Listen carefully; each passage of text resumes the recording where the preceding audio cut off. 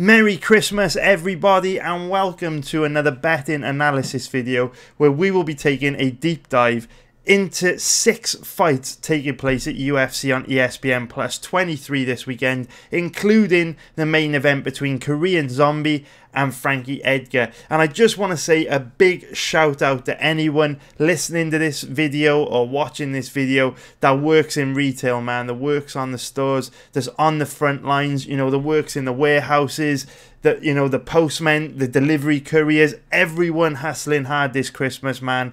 I know it's a difficult time of year. I know plenty of people watching this are going to be busting their asses at the moment to like serve customers in stores, get packages delivered if you're like a postman or you work as a courier driver, or get orders picked if you work in like a warehouse facility. But I did these kind of jobs for a very long time, man, and I know how tough it is at Christmas. So shout out to you boys if you're out there hustling hard, trying to make that money at this time of year.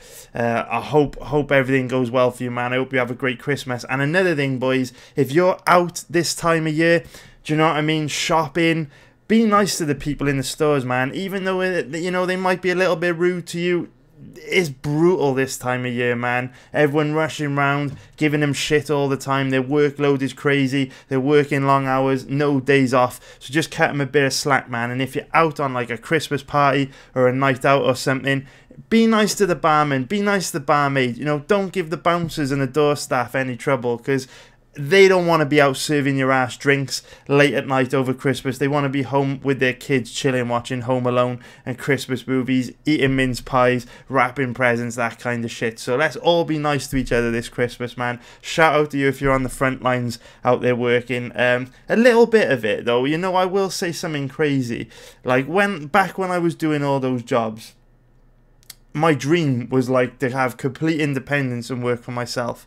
All I wanted to do was just get away from that, so I didn't have to worry about customers, didn't have to worry about asshole bosses. I could just do my own thing, work for myself. And like, now I have got it, you know what I mean? I wouldn't change it for the world. I love working for myself, you know, I love just sitting here all day doing my thing. But I will say, at this time of year, you know, when I'm sat here by myself just watching fights all day, you know, trying to find decent betting opportunities, I do miss the hustle and bustle of Christmas a little bit, you know what I mean, being out in the stores, helping customers, helping people, you know what I mean, working, the Christmas music, all that shit, whereas I'm just by myself in my room all day, all lonely in my cave. But, you know what I mean, shout out to you if you're working hard. That's enough about me.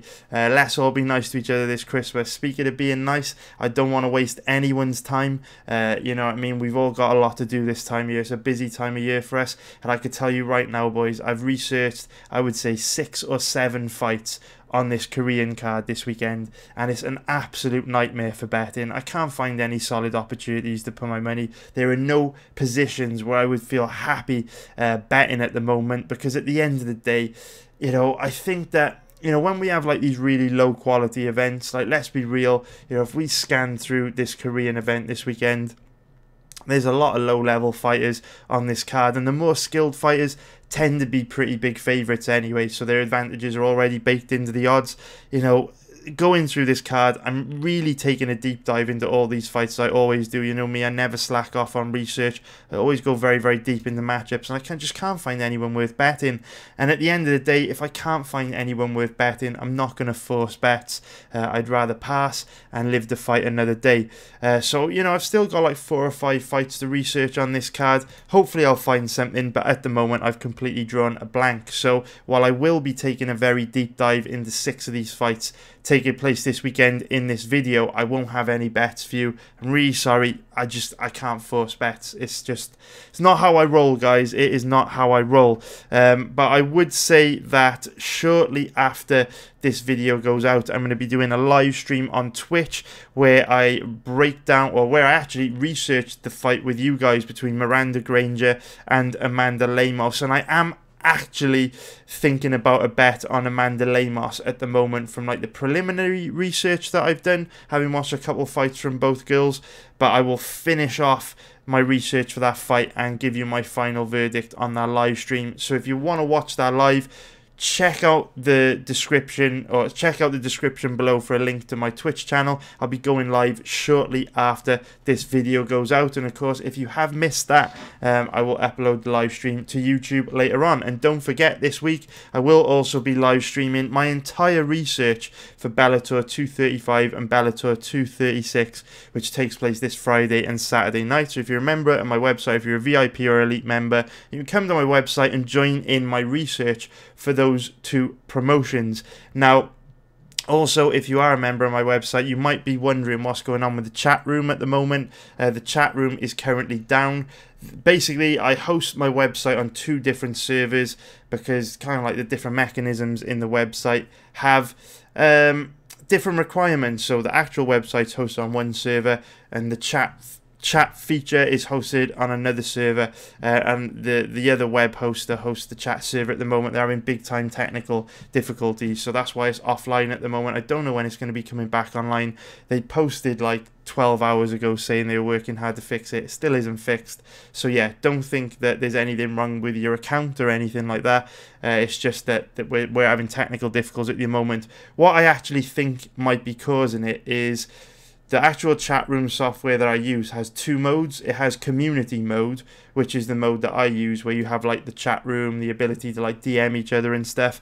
And the other mode, which I don't use, has like it's like a live support, like a customer service mode for like businesses that want people to be able to come onto their website and they can just have like a direct conversation with customers and help them. I think what's happened is, because all of these, this chat software, this chat company hosts the chat for all these different companies on the same server, I think what's happened is, because it's a busy time of year, Christmas, people are going on to like stores, they've got loads of questions about products, loads of issues with orders, they're probably just putting way more load on the server than usual, and that is what is causing the technical difficulties. Although I have used this software for like 4 years now, and I can't ever remember it going down at Christmas before. But Christmas is a crazy time of year, right? I could go onto their support and go crazy and like be really nasty to them, but like I said at the beginning of the video, man, we gotta practice what we preach. Everyone's busy at the moment. It's a crazy time of year. I can't even afford, or I haven't even got the time to eat, sleep, or fucking clean myself at the moment with the amount of MMA that we've got this week, with Bellator 235 on Friday night, UFC Saturday daytime, and then Bellator 236 Saturday. So everyone's grinding at the moment, man, so we gotta be nice to each other. So I can't go too crazy for the chat being down, although it is very annoying because it has been down for an entire day now, which is not good enough because it cost me a lot of money. But anyway, let's get into the first fight that I want to talk about in today's video. Enough of the rabbiting on for me. We are going to talk about Alexandre Pantoja versus Matt Schnell. And after taking a loss last weekend on Max Holloway, I'm down a little bit for the month, not much, like a tiny little bit. And I was looking forward to this card and this fight in particular because I thought, well, we only took a small loss on Holloway. This card could be a great opportunity to finish the month strong and ensure we finish the month in profit. And Alexandre Pantoja was the first name that jumped out at me as a potential bet this week.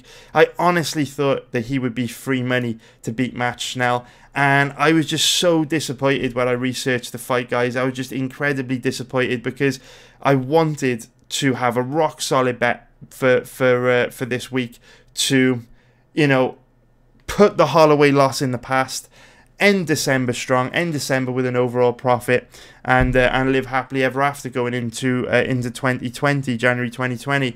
But when I started researching this fight, I was really disappointed because he's not free money, and there is a lot more risk to this bet than I thought there would be, which is super disappointing because I was kind of banking on Pantoja to get us back in black. But you guys know me. I never force bets. If there's no betting opportunities, I will just pass and wait until a strong position to make money comes to me. So I'll tell you how I feel about this fight now, because it's actually one of the few fights on the card where we've got 2 guys with a decent amount of footage available on both of them. We know everything they bring to the table, so we can form a really strong position. So from memory, You know, I thought Matt Schnell was chinny. I thought he was a weak wrestler. And in my mind, I thought Pantoja would be able to either knock him out standing or dominate him on the ground, because Pantoja's got decent boxing. You know, he hits hard. He is a very, very high-level Brazilian Jiu-Jitsu practitioner. So in my mind, he was better than Schnell everywhere. And to be fair, even though I wouldn't say he's better than Schnell everywhere, most of the stuff I've just said is true. I do think Pantoja can knock Schnell out standing, because Schnell is a bit chinny, and we'll get into the reasons for that in a little bit. And at the same time, Pantoja's at such a high level on the ground, should also be able to dominate the fight if it goes there. So yeah, bit annoying. But we will go to, first of all, we will go to looking. First of all, let's go towards looking at, what should we jump into first? Alright, let's talk about what both guys bring to the table. So, Pantoja is a super high level grappler.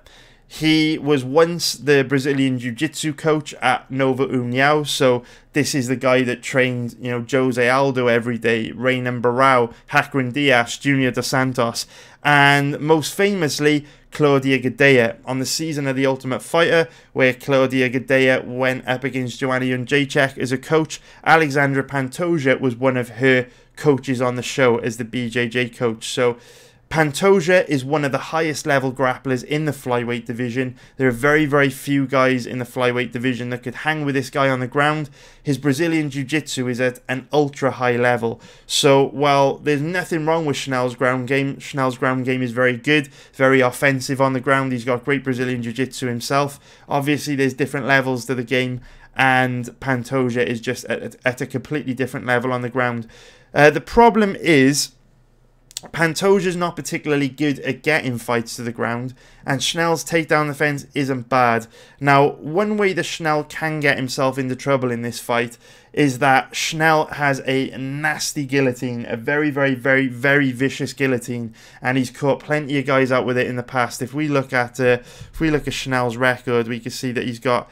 Oh, actually, that's quite interesting. So it's not actually his guillotine that he finishes people with, it's his triangle. But he actually transitions the triangle, ironically, from the guillotine. He starts with a very, very deep guillotine attempt, then off his back, transitions into triangle. But here we can see, you know, over the last 3 years, he's got 3 wins off his back by triangle choke. And off his back, he's nasty. Very, very offensive, very, very dangerous submissions. But obviously Pantoja is just at that other level where it would be extremely unlikely that Schnell would be able to get Pantoja down. So while, you know, Pantoja doesn't have the best offensive wrestling, Schnell doesn't have the worst takedown defense. What you'll often see Schnell do is when guys, you know, shoot in on him and attempt to take him to the ground, rather than trying to defend that takedown, what you'll immediately see him do is jump to his guillotine, because his guillotine's so nasty, and then obviously he will ultimately end up on the bottom then, and that will give up top position to his opponent. Now, he goes to that quite a lot because he has a lot of success with it. As you can see, he has submitted plenty of guys off his back, but it really could backfire against a guy like Pantoja, because I would be amazed if Schnell was able to submit Pantoja, because Pantoja's just at a different level. So while Pantoja may struggle to get this fight to the ground, he may not need to, because Schnell may gift top position to him on a plate, and on the ground Pantoja should have a very big advantage. Now, standing up, this fight is much more difficult to call. From memory, I was thinking that, you know, Pantoja would just be able to box Schnell up and basically knock him out. But this fight here does muddy the water a little bit. This fight here doesn't look that impressive for Schnell because he only won a split decision, but this fight does suggest that Pantoja could have some difficulty here if this fight stays standing. So Schnell, in his fight against Naoki Inoue, he actually showed, you know, vastly improved striking from what we've seen from him on the past. And that could be because you know, he's training with some really good guys. If we look at his Instagram profile, you know, we can see, you know, he's doing work training at AKA. And he travels around a lot. You know, he started his career with Crazy Tim Credeur, you know, the same guy that gave Dustin Poirier, you know, his start in the sport. And we can see him here, you know, training at some high-level gyms, man. AKA, here he is at Gladiators MMA. Tim Credeur is probably in that picture somewhere. Can't see him here, but that is Crazy Tim Credeur's gym. Just training with some really solid teams, really solid guys. I know he spent a bit of time at Team Elevation as well.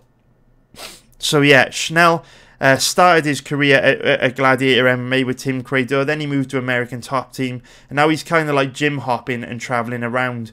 But at the moment, training at AKA, making big improvements from fight to fight, and you can really see it in his performances. He is definitely making big improvements, and here you can see him with Dustin Poirier, longtime friend and training partner. They were together on the MTV show Caged many years ago with Tim Credeur, where they were kind of like documenting their journey on the amateur mixed martial arts scene in Louisiana. So they're good friends, and Schnell is making big improvements from fight to fight. But Pantoja's also getting better. He started his training at Nova União, but now trains full-time at the main American Top Team gym in Florida. Here you can see him with all kinds of killers. There's Junior Dos Santos there. There's Shoeface. You know, who else have we got here? It's all kinds of decent training partners at ATT. Obviously, here we've got Moicano. So yeah, good work, and there he is with the champ, Amanda Nunes.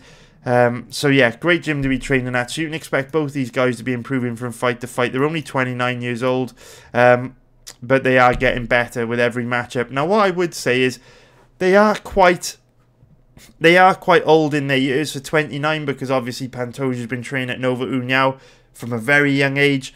And Schnell, you know, if you watch that MTV Caged show, I actually wonder if it's on YouTube. It was a great show. It was kind of like a reality TV show around the MMA scene in Louisiana, and Schnell was one of the main characters in it with Dustin Poirier. Great show. Anyway, the one problem with Schnell, and we talked about him being a little bit chinny earlier on in the video, the one problem with him is, even though it shows that he's only had 18 pro fights, Schnell was one of these guys that back in the day, when he was only like 17, 18 years old, he used to literally fight every single weekend on the amateur circuit in Louisiana. So he took tons of damage at a young age when his brain was still developing. And now, at this stage of his career, even at just 29 years old, he can't take a shot. And in complete contrast to Pantoja, Pantoja's got a granite chin, extremely tough. He could take a shot. Very tough. So when it comes to striking, this is a really tough fight to call, because Schnell is very light on his feet. He's got great footwork, great boxing, and he throws a much higher volume of strikes per round than Pantoja. However, Schnell's not that dangerous with his hands, doesn't hit too hard, whereas Pantoja legitimately hits hard. He's way more flat-footed, so he sits down much harder on his shots, and he doesn't mind taking a shot to give a shot. He's very scrappy.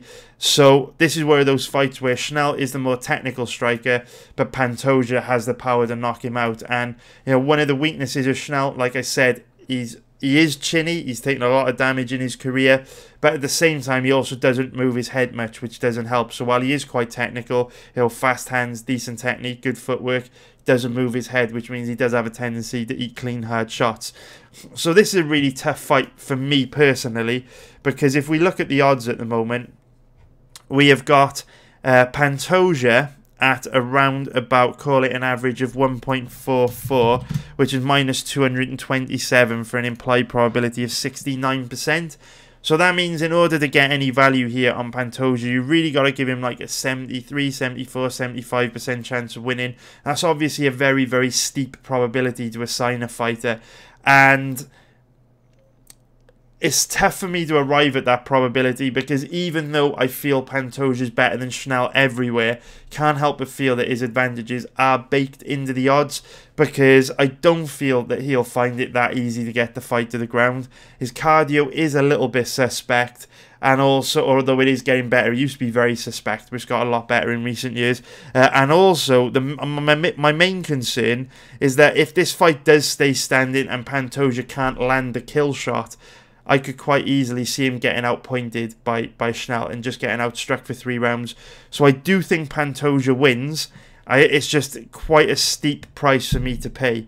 But Pantoja is significantly better than Schnell on the ground, and he's got the power to hurt him standing. So it's one of those things where it's like, Pantoja is very tempting, but with situations like this, with fights like this, with bets like this, I've got to check myself, and I've got to look at the odds and think, realistically, am I getting any value here? And I'm not. It's not a good deal. So personally, I'm going to pass. But, you know, Pantoja should win. It's up to you what you do with that one.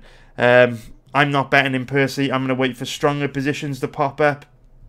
But, yeah, I do think Pantoja wins, just not the best odds for the amount of risk there is with the threat that Schnell poses with his striking. So we now go on to the next fight that I want to talk about in today's video, which was another fight that I was excited about, not because I felt there would be a betting opportunity on this fight, but because a lot of people were talking about there being a good betting opportunity on this fight. So we're going to be talking about Dong Young Ma against Omar Morales. So a lot of people online earlier on in the week were saying that they're betting Omar Morales, and people were coming in my chat room asking me what I thought about Omar Morales because they wanted to bet him, and I got really excited about this fight because I thought, well, Jesus, from memory, Dong Young Ma isn't very good. You know, Morales is 8-0, you know what I mean? He trains at Henry Hooves Combat Club. You know, if we just scroll through, you're going to see him with some high-level guys. If we just keep going, go away Siri. If we just keep going, here he is with Vitor Belfort at Henry Hooves Combat Club. So, you know, 8-0, training at a very, very good gym. Do we recognise anyone in that picture? No, we don't. Oh, yeah, we do. There's Soriano, Sean Soriano on the corner, ex-UFC fighter. But, yeah, he checks out, right? Undefeated. He's fought in Bellator. He trains at a great gym, and he's fighting a guy that's not very good. I can see why Morales would be appealing to people. So I was looking forward to researching this one, and very quickly I became disappointed, guys, because people were forming all these strong opinions on this fight, and then when I went to actually check Morales out, there's basically no footage available of him online. There's literally like 6 minutes of footage of him on the Contender Series, a 1-minute knockout here at Bellator 204, and basically nothing else. Like, I couldn't find this fight from back in 2015, which is a bit of a shame. So yeah, I don't know what people are seeing here. There's just no footage available of Omar Morales available online to form a strong opinion. So if you see people online, you know, saying, "Oh, I'm betting Morales this weekend, I'm really confident," you have to call shenanigans on them, because there's literally no footage to base an opinion on. Like, this fight literally ends straight away. This fight ends in like 3 minutes as well. We don't learn anything from that. This one's available to watch online, but it's like 2016. Like, it's literally 2 guys fighting in a high school gym. Like, Morales knocks him down, gets a rear naked choke.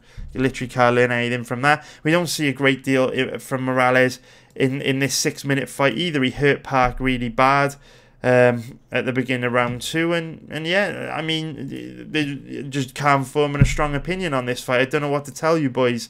You know, I think with this kind of fight, you see people make really rookie mistakes, because if we look at the odds, currently, we've got Morales at average odds of around about 1.50, which is minus 200 for an implied probability of 67%.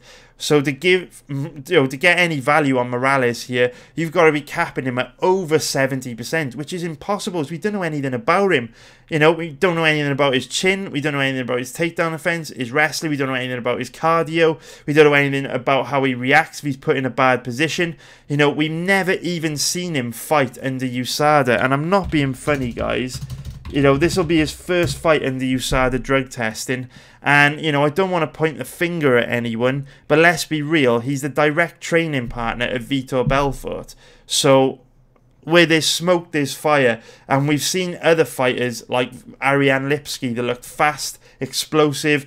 Like, they look like absolute killers outside of the UFC when she fought in KSW. And then as soon as she gets to the UFC, she looks flat, slow, unathletic. Now, I don't know what that reason could be, but it might have something to do with the fact that these fighters that build their careers outside of the UFC struggle when they get to these UFCs. They can no longer use performance-enhancing drugs. So to cap Morales at 70% or higher, it's just fucking ludicrous. Like, you may as well just go play roulette or craps or blackjack or something. It is a total gamble. We don't know anything about this guy. We don't know anything about how he's going to look on Saturday night. And remember, guys often underperform in their UFC debut. So it's a big gamble to bet a guy like Morales at 1.50 for an implied probability of 67%. And I think it's just a rookie mistake that people make. I think on a card like this, where there aren't many clear and obvious solid betting opportunities, I think people feel compelled to place bets. I think people want action. They have to place bets. They don't have the discipline to pass on fights, so they start digging for opportunities where they don't exist, and that's where you arrive at placing bullshit bets, like bets on guys like Omar Morales. Like, yes, I know Dong Young Ma is not very good, fights with his hands low, doesn't move his head, he's very stiff. You know, he gets rocked, dropped, wobbled a lot, gets knocked out a lot. He's not good, but he is tough. You know, he does have UFC fights under his belt. You know, he is scrappy. He has got home advantage on his side. And we don't know anything, literally don't know anything about Morales. So there's just no way you can bet this fight. You can't bet Dong Young Ma as an underdog because he's not very good. But that doesn't automatically mean you can go and bet on Morales, because there's so many unanswered questions. He might not be very good either. So that one is an easy pass for me. And I'm so surprised at how many people online have said they're betting on Morales, because there's just no foundation for justifying a bet on Morales at these odds. You cannot cap him at 70%. It is impossible.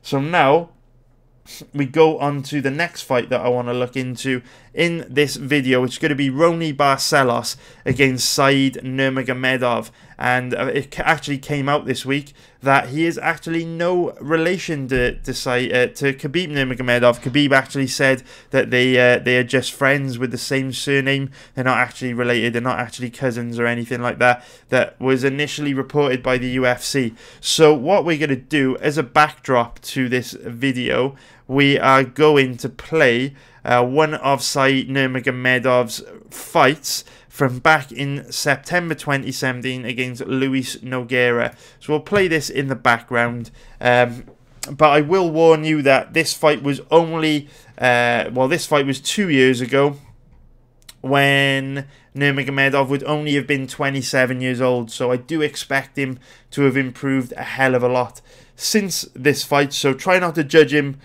too much on this performance, because the whole what word am I looking for? Kind of like the whole topic of this this particular betting analysis for this fight revolves around what version of Nurmagomedov we're going to see on Saturday night, because I think it's going to be quite difficult to predict how Nurmagomedov shows up and looks against Barcelos. So, in my opinion, this fight is where you need to use a lot of experience as an MMA bettor. You know, if you've only maybe been doing this, a couple of years, and you are consistently making money, and maybe you haven't really been taught all the harsh lessons yet that this game can throw at you, maybe I'll be able to help save you some money this weekend, because I feel like this fight might be a huge trap, an absolutely huge trap, and I can see people making the mistake of betting Barcelos in this fight, which may or may not be a good idea. I don't know. I don't know if Barcelos is a good bet this weekend, but I think this fight could be a huge trap. So let me stop being vague and just explain to you what I'm talking about. So it's very, very difficult to predict what version of Said Nurmagomedov we're going to get this weekend, because we haven't seen that much of him over the last 2 years. You know, since this fight against Luis Nogueira, he's fought to a split decision against Justin Scoggins. This fight was an absolute robbery. Nurmagomedov lost clear. He absolutely lost. There's no way you can score this fight for Nurmagomedov. It was a terrible decision. Scoggins won clear. But as we can see, Nurmagomedov is quite a big guy. You know, for the majority of his career, he's fought at bantamweight, 135 pounds, 135 pounds, 135 pounds. And he's fighting at bantamweight this weekend against Ronnie Barcelos. And he fought against Ricardo Ramos in his last fight at bantamweight. But for whatever reason, he fought Justin Scoggins at flyweight.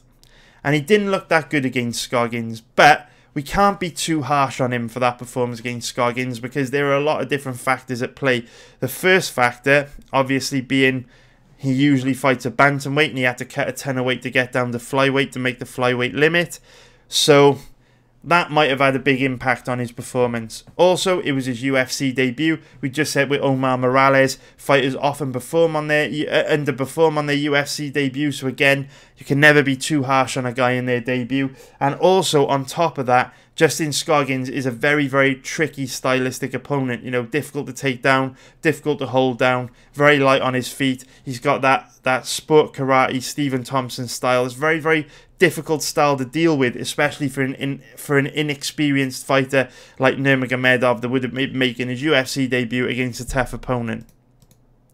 So, very, very difficult to predict what version of Nurmagomedov we're going to get on Saturday night, because this was really difficult circumstances for him. Very, very difficult for him to show his best for all the reasons we just described.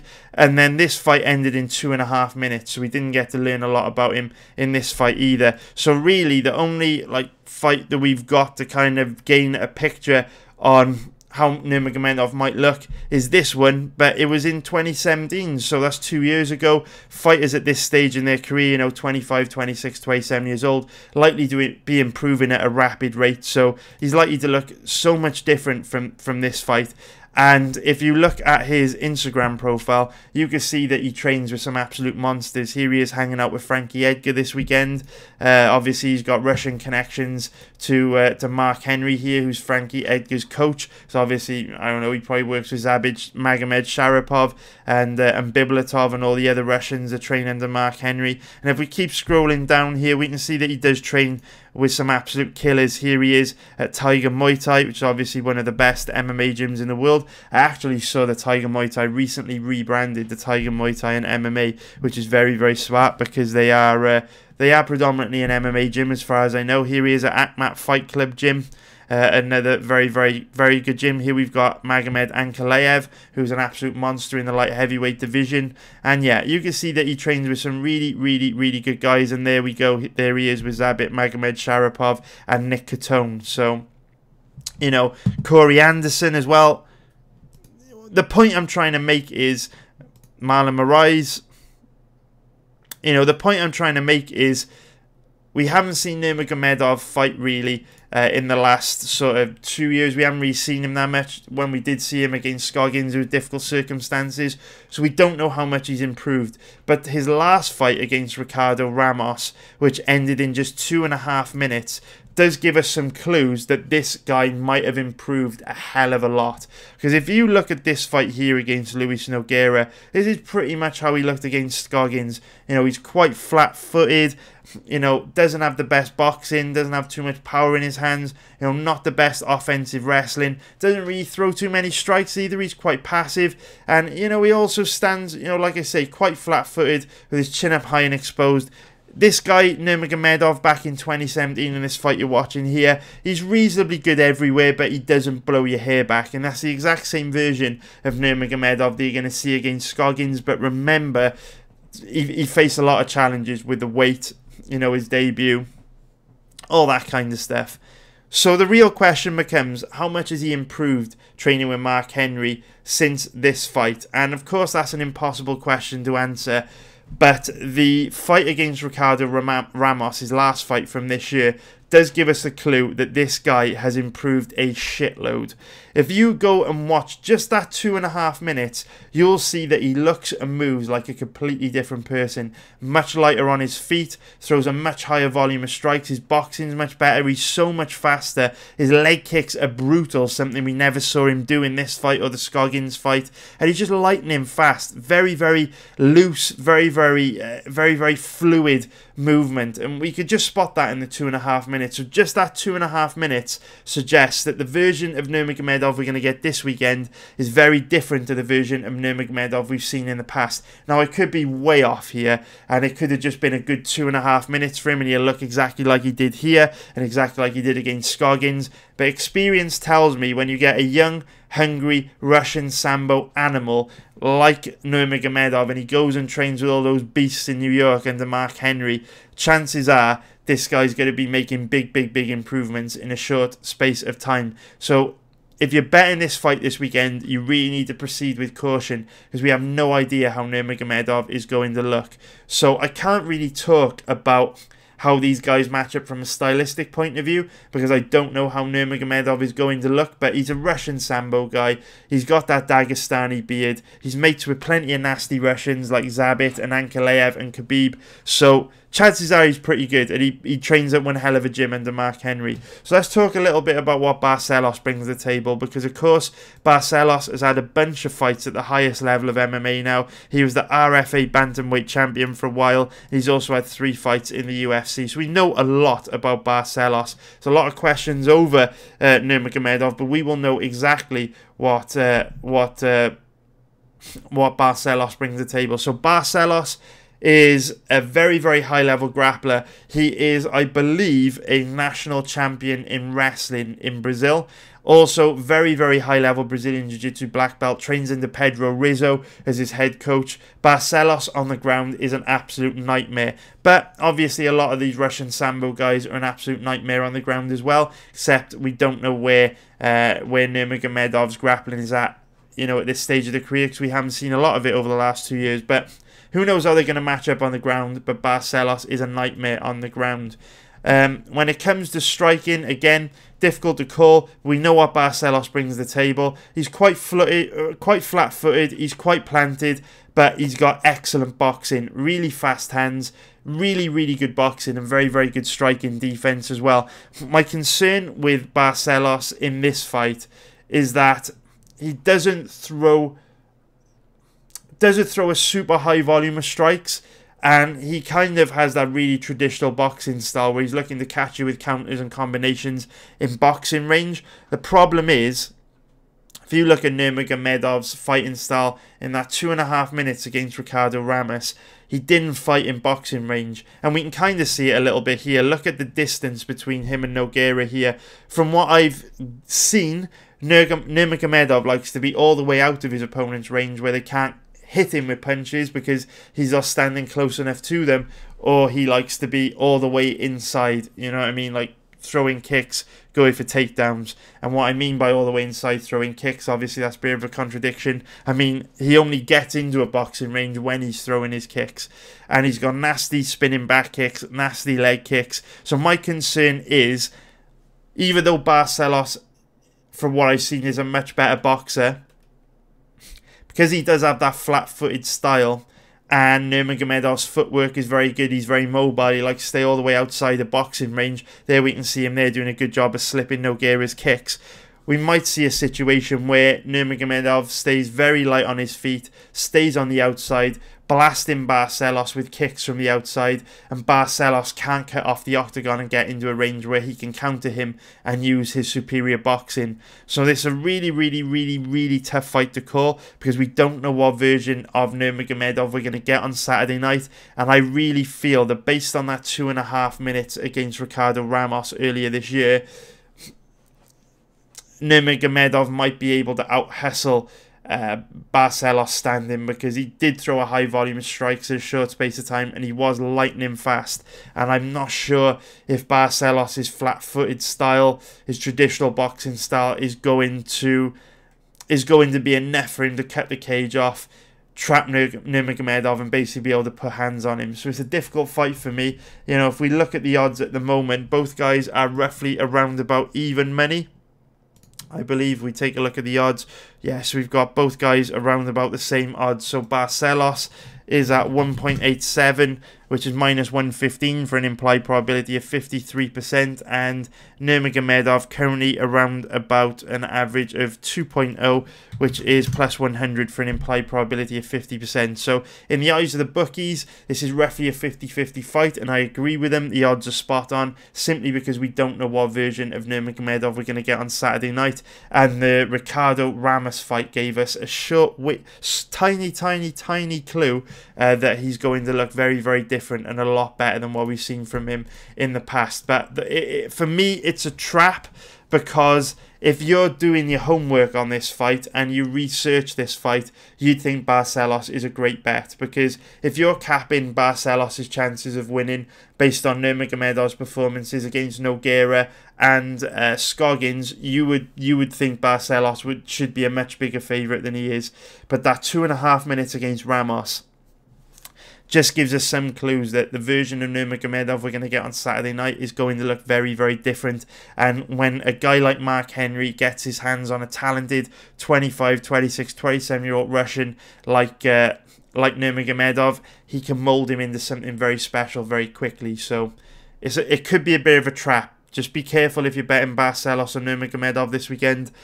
I think it's a bit of a mess for betting. I would personally pass, but you're all big boys. You could all make your own decision based on what I've just said. So the next fight that I want to talk about in today's video is going to be Cyril Gane against Tanner Boser. So if we look at the odds here, we have currently got Cyril Gane as a giant favourite. He is currently around about an average of 1.17. His odds are improving a little bit, which is minus 588 for an implied probability of 85%, which is absolutely crazy, really, for a heavyweight. You never ever, well, I'm not going to say you never see heavyweights at these odds, but you very rarely see heavyweights at these odds, because obviously the vast majority of heavyweights carry vicious KO power in every strike. No matter how bad they are, they're all big boys, and they all still carry the power to hurt their opponents. So to see favourites this big in the heavyweight division is very, very rare, because it basically means that you have to cap Gane at close to 90% to get any value here, which is obviously very, very difficult in the heavyweight division. So whenever I see a guy like Boser, odds are around about 5.50, which is plus 450 for an implied probability of 18%. Whenever I see heavyweights in that odds range, that always gets my spidey senses tingling, and I start to consider a bet, simply because at the end of the day, the implied probability is only 18%. To get a decent margin, you've only got to give him roughly a 1 in 4 chance of winning. And with every heavyweight carrying knockout power, long term, that's usually a value play, even if you play it blind. But this is one of those rare occasions where I'm not really tempted to bet on Boser at all. I know his record is very impressive at 17-5, but you know, there's absolutely no doubt that both these guys are primarily kickboxers, and you can't get away from the fact that Cyril Gane is a significantly better kickboxer than Tanner Boser. Now, Gane looks like a heavyweight. He hits just as hard as a heavyweight, but he actually moves like a welterweight. He's so fast for the division, so technical, so crisp, so sharp. He just, the way he fights is like someone in a much lighter weight class, but of course he's absolutely huge at 6'5" with an 83-inch reach, and he also has devastating power. So he's got the best of both worlds. He's got the mobility from the lighter weight classes and all the great attributes from the heavyweights that make him so dangerous. And really, you know, the skill gap in this fight is so big, with Gane being so much better than Boser, that, you know, if we look at it, really, in order to bet on Boser, you'd be betting him as a big underdog on the premise that he's got a puncher's chance. You know, maybe in a heavyweight fight he could catch Gane with something. But Boser is one of these heavyweights that isn't actually that dangerous. If we take a look at his record, you can see that the vast majority of his fights actually go to a decision. You know, to sit 1, 2, 3, 4, 5, 6, 7, 8, 9 decisions in his last 11 fights. So Boser, not that dangerous, makes the chance of a flash KO significantly less dangerous. And really what you're going to get from Boser is a guy without much knockout power, doesn't really carry too much power in his hands, likes to chip at his opponent with leg kicks, but he's quite passive, doesn't throw many strikes per round, and really Gane should just be able to pick him apart and cruise to a win. So I'm not tempted to bet on Boser here as a big underdog, but I'm not tempted to bet on Gane either as a big favourite, because I think he wins easily, but there's no value on him because his advantages are already baked into the odds with him being a giant favourite, the biggest favourite on the card. So sorry to be boring, guys, but there's fuck all you could do. There's no opportunity to bet there. We now go into the final, the penultimate fight that I want to talk about in today's video, which is going to be Mokhtarian against Sung Woo Choi. And again, feel like a broken record. It is literally the story of this card, but at the end of the day, ultimately gambling is about patience and consistency and only putting your money in strong positions. And at the end of the day, if there's no strong positions to put your money, you can't force them. And this fight is another fight. It's an absolute nightmare for betting, just because there's barely any recent footage available on Mokhtarian, so we don't know what we're going to get from him. He got knocked out in 2 minutes by Sodiq Yusuff in his UFC debut. But obviously, there's no shame in losing to Yusuff. And then if you look at all these fights here, they all ended in round 1 very, very quickly when Mokhtarian was matched up against a very low level of opponent. He went the distance with a guy who was 0-3. It's a total shit show. Mokhtarian, similar to Omar Morales, we just don't know anything about him.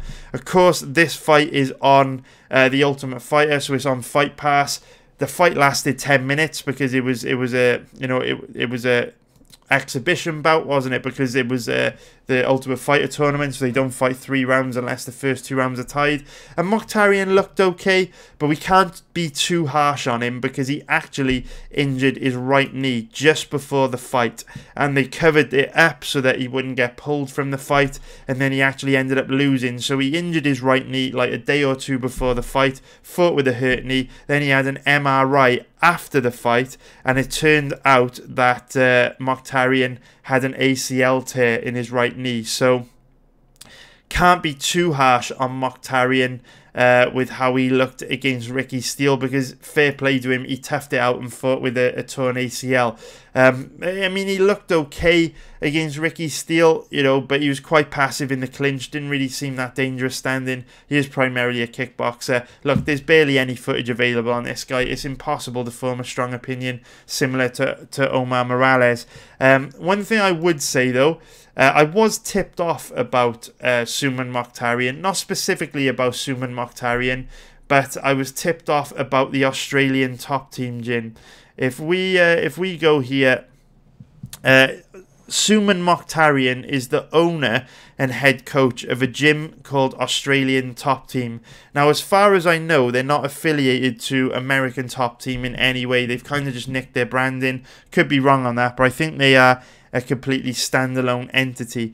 And someone that works within the MMA community within Australia on the regional circuit, I won't name names because I don't want to get him into trouble, but he did share some interesting information with me sometime last year, and he said that Suman is quite influential in the world of Australian MMA on the regional circuit. He is a president of a mixed martial arts promotion over there, so he owns a mixed martial arts promotion.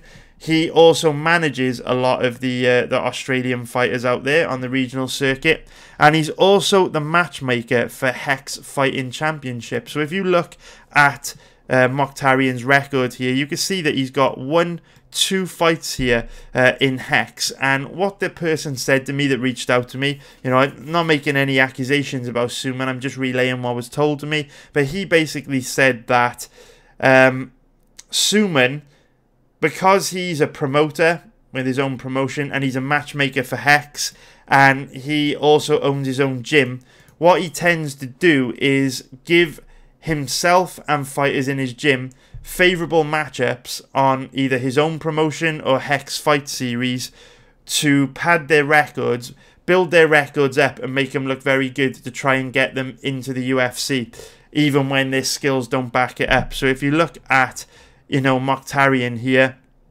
you know, going into the Ultimate Fighter, he would have been 7-0 going into the Ultimate Fighter. And then, of course, as soon as he gets in the Ultimate Fighter, it's struggle city. But he did have a lot of bad luck with the torn ACL. So I don't want to accuse him of anything and just relaying what has been told to me. But it does look like this guy's record is extremely padded. We don't know anything about these guys because they don't have records. But, you know, for a guy making his pro debut there, a guy on a 3-fight loser streak, pro debut, you know, 5-2 ain't bad. But again, pro debut. So it looks like Mokhtarian has matched himself up against a very low level of opponent in his own promotions and in Hex to make it look to the UFC like he's a talented up-and-coming undefeated fighter where he doesn't necessarily have the skills to back it up. And this isn't where the rabbit hole ends. The rabbit hole actually gets a little bit deeper because I believe that that Nadia Kassem is Mokhtarian's girlfriend, as far as I know. And of course, Nadia Kassem is a UFC fighter as well, who has struggled quite a lot. I actually wanted to do a Tapology. If we look at Nadia Kassem's record, she's also in the UFC. And if we look at her record, again, it's a similar story. You know, built up a record of 4-0, being matched up against a very low level of opponent. Look, girl making her pro debut, girl on a 4-fight losing streak, pro debut, padded her record, went 4-0, and then got into the UFC, and it's been struggle city ever since. So Nadia Kassem, also a fighter, Australian top team. So there is a little bit of substance there. I haven't actually checked out his brother, but Suman's brother also trains at Australian top team. Should we check and see if they've done the same thing with him? Of course, he was in the UFC as well. So, yeah, all these fights are in the Australian regional circuit. Lost to a guy that was 7-0. Yeah, they just seem to match themselves up against a really low level of opponent, then get into the UFC with a decent record and just get absolutely destroyed. So, that's interesting. This guy used to be in the UFC, I think. He looked crazy. Yeah, this guy used to be in the UFC. He was really bad, actually. Really bad. Yeah, he was in the UFC a long time ago. Interesting against Kung Hyo Kang, who's fighting this weekend. But yeah, from memory, Shimizu is very bad. So the fact that Mokhtarian just recently lost to him a couple months back, not a good sign. So yeah, something to bear in mind with Mokhtarian, because I've seen a lot of people rolling the dice on Mokhtarian this weekend and taking a bit of a gamble on him. Again, I just think it's because ultimately there aren't many solid betting opportunities on this card, so people need to force action. They need action. They just need to place bets. So to scratch that itch and place some bets, they hunt for value where there simply isn't any, and they end up placing bullshit bets on guys like Mokhtarian when there's just absolutely no way to know how this fight is going to play out because his record's extremely padded and there's not much footage available on him. But if we look at the odds on this fight, we can see that Mokhtarian currently floating around about 3.40 underdog, which is plus 240 for an implied probability of 29%. Impossible to cap him because we don't know anything about him really. And if we look at Sung Woo Choi, currently around about an average of 1.36, which is minus 278 for an implied probability of 74%. So, you know, what does Sung Woo Choi bring to the table? So, you know, he's also a kickboxer alongside Mokhtarian. He's got bad takedown defense, but I don't think it'll matter because Mokhtarian and everyone else at American Top Team has poor wrestling. They're primarily kickboxers. Sung Woo Choi, very technical kickboxer himself. Great counters. Also carries a lot of power in his hands. Seems to have abnormal power for the division. He's only a featherweight, but I've seen him starch some guys. So he has a lot of knockout wins on his record. But great counters, fast hands, reasonably good kickboxer, home advantage on his side. I don't know how this fight's going to play out because there's no footage available on Mokhtarian. It's an easy pass for me. I'm not going to bet on Sung Woo Choi as a big favourite. I'm not going to bet on Mokhtarian blind as a big underdog either. Pass all day long. And now we go into the main event between Chan Sung Jung, the Korean zombie, against Frankie Edgar. Now, usually, the main event fights that I break down are the juiciest ones, and I spend the most time on them, and I go into tons of depth.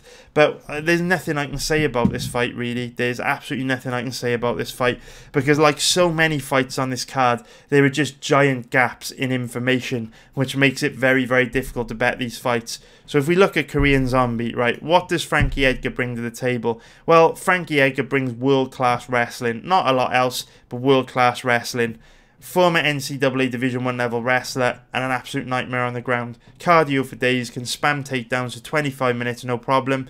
World-class ground game, can inflict significant damage on the ground with ground and pound. He's never going to get tired. He can wrestle his ass off for 25 minutes. So the question in this fight becomes, can Korean Zombie keep the fight standing, and what's his takedown defense like? And unfortunately, even though Korean Zombie has been fighting in the UFC for 10 years, by some crazy turn of events, we've never actually seen him fight a wrestler that has truly tested his takedown defense. So his takedown defense is a complete unknown, which makes it impossible to cap this fight. If you just take a look at his record, really hasn't fought many wrestlers at all. Of course, Dennis Bermudez is a wrestler, but he got knocked out in 2.5 minutes. Bermudez kind of semi-attempted a few takedowns in the fight, but didn't really fully commit to them. You know, Korean Zombie showed decent balance, but it didn't really tell us anything about his takedown defense. Ironically, Jose Aldo did take the Korean Zombie down, but this was all the way back in 2013, so that was 6 years ago now. Who knows how much Korean Zombie's takedown defense could have improved since then. Dustin Poirier back then was primarily a kickboxer, and ironically Korean Zombie ended up winning by submission. Didn't learn anything about his wrestling there. Mark Hominick is a wrestler, but the fight ended in 7 seconds. You can see Leonard Garcia striker, George Roop striker, Leonard Garcia striker, and then we get into Sengoku, which was like 10 years ago. So there's absolutely no information available on Korean Zombie's takedown defense as it stands in 2019.